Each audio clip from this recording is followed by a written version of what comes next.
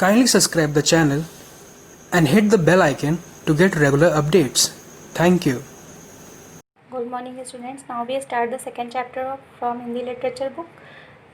The name of the chapter is फूल का मूल्य।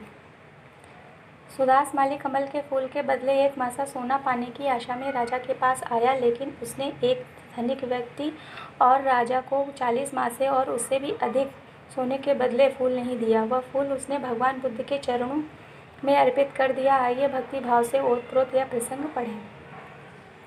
शीतकाल के दिन थे। अत्यधिक ठंड के कारण पुष्प सूख गए थे। लताओं से घिरी गलियों और वन उपवनों में समस्त पेड़ पौधे शिशुविहीन माता पिता की तरह उदासीन खड़े थे। एक सरोवर के मध्य में एक कमल पुष्प खिला हुआ था। यह सरोवर सुदास माली का था। कमल पुष्प को देखकर सुदास का मन आनंद से नाच उठा। उसके मन में विचार आया कि यह पुष्प मैं राजा जी को प्रदान करूंगा। पुष्पों के प्रेमी राजा अकाल में खिले इस कमल फूल को पाकर मुँह मांगा मूल्य प्रदान करेंगे।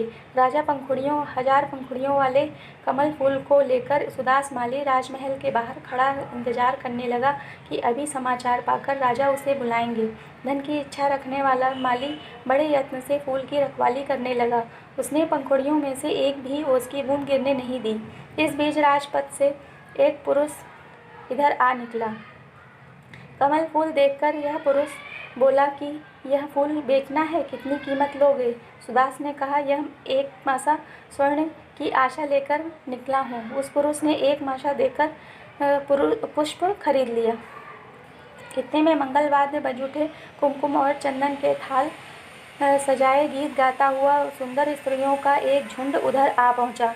राजा प्रसेनजीत पैदल ही चलते हुए भगवान बुद्ध के दर्शनों के लिए निकले थे। कमल पुष्प देखकर राजा ने पूछा कि सुदास, फूल का क्या मूल्य है? सुदास बोला कि फूल तो इन सज्जन ने एक मासा स्वर्ण में ले लिया है। राजा बोले, मैं 10 मासा देता हूँ। उस सज्जन बोले, मैं इस पुष्प के 20 मासे देता हूँ। इतने में सुदास बोला कि क्षमा करे राजन, मुझे यह फूल नहीं बेचा। इतने में कमल पुष्प लेकर वह वहाँ से चला गया। सुदास माली फूल लेकर नगर के बाहर आया और विचारों में विलीन हो गया कि जिस भगवान बुद्ध के लिए ये भक्त लोग इतना धन खर्च करने के लिए तैयार हैं, वह पुरुष स्वयं कितना धनवान होगा। उसके चरणों में यह पुष्प मैं अर्पित कर दूं तो मुझे कितना द्रव्य मिलेगा। वट वृक्ष की छाया में पद्मासन लगाकर भगवान बुद्ध विराजमान थे। उज्ज्वल ललाट मुख पर आनंद की प्रभा, होठों से सुधा झर रही थी और नैनों से अमृत टपक रहा था।